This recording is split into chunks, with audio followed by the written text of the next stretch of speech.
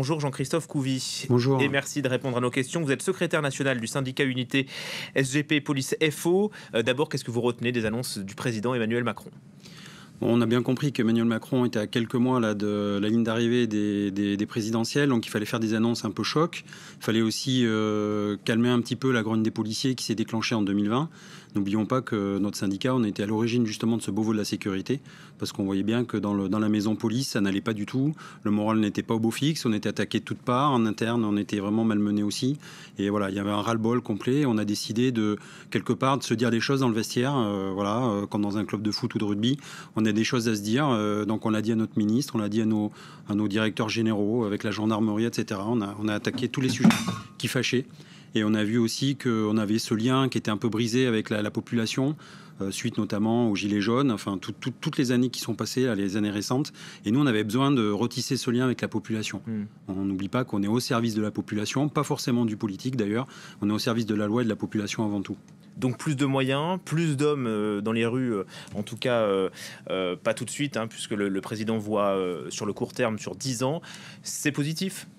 Oui, alors on voit bien qu'il y a un geste qui est fait vers la police et la gendarmerie. Enfin, il y a 1,5 milliard à peu près là d'efforts. On a 1 milliard pour l'année dernière, enfin pour l'année prochaine, pardon, qui était déjà prévu. Là, on a une rallonge de 500 millions pour 2022. Voilà, c'est effectivement un geste, un gros geste. C'est à même d'améliorer les conditions de nous, ce qui nous importe, c'est nos conditions de travail. C'est aussi comment on améliore le quotidien.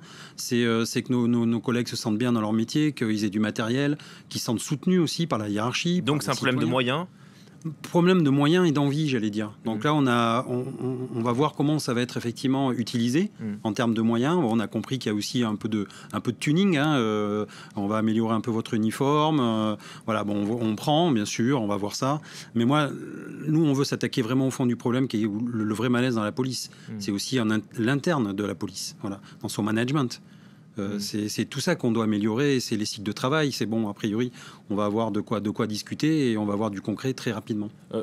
Pour l'instant, ce ne sont que des annonces. C'est pas le concret arrivera ça doit passer par une loi pour 2022. Il faudra la réélection d'Emmanuel Macron pour que ces lois, enfin en tout cas ces mesures soient reprises. Oui, bien sûr, on a bien compris qu'il y avait 2 temps. Le premier temps, nous on veut du concret tout de suite.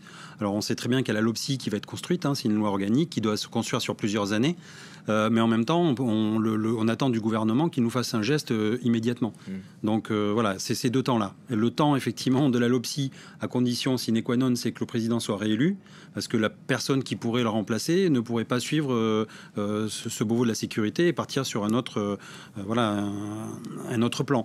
Mais en même temps, nous, on veut tout de suite, dès le 1er janvier, même maintenant, avant la fin de l'année, on veut quand même déjà un peu des choses qui bougent un peu dans la maison police, quoi. Mais ça vous gêne pas, ça, il faut que Emmanuel Macron soit réélu pour que ces mesures soient adoptées ? Vous n'avez pas le sentiment d'être un peu otage de la politique ? Forcément, on a entre guillemets une petite épée de Damoclès au-dessus de la tête. Après, nous, je veux dire, on travaillera avec qui va venir, c'est pas grave. Effectivement, donc là, on a bien compris que le président avait donné une impulsion. Je pense que le ou la personne qui devrait le remplacer, ou si c'est lui qui revient, il n'y a aucun souci là-dessus, mais on travaillera aussi avec ces personnes-là. Et en même temps, on peut dire aussi qu'on a mâché le travail. Donc la personne qui va arriver aura déjà aussi un plan Marshall, entre guillemets, de la police à mettre en application. Une autre mesure, Emmanuel Macron veut un contrôle indépendant de l'action des forces de l'ordre, avec la création notamment d'une instance de contrôle parlementaire des forces de l'ordre.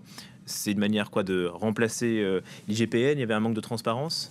Non, ce qu'on pouvait reprocher, ce que certains reprochaient à l'IGPN, c'est que c'était vraiment une institution de police qui devait surveiller la police. Alors ça me fait toujours rire parce qu'il faut contrôler le contrôleur qui contrôle. Oui. Donc après, on pourra même encore mettre un autre contrôleur au-dessus qui contrôle ce statut. Non, par contre, allons jusqu'au bout. Je veux bien qu'on contrôle la police, qui est au contraire que les sénateurs et les députés viennent nous contrôler, mais qu'ils aillent au fond du problème et qu'ils mettent les mains dans la machine, qu'ils aillent contrôler aussi les ordres de la hiérarchie, qu'ils aillent contrôler aussi savoir pourquoi on a des suicides, on a un taux record de suicides, voilà, le management toxique. Non, à la rigueur, on serait prêt à ouvrir vraiment le capot de la voiture et qu'ils viennent jusqu'au bout voir comment marche la maison police. Mais c'est aux parlementaires de le faire. Écoutez, c'est pas un mélange des rôles un peu particuliers. Normalement, on a une hiérarchie, on a une technostructure qui est là pour améliorer le système et puis pour essayer aussi d'améliorer.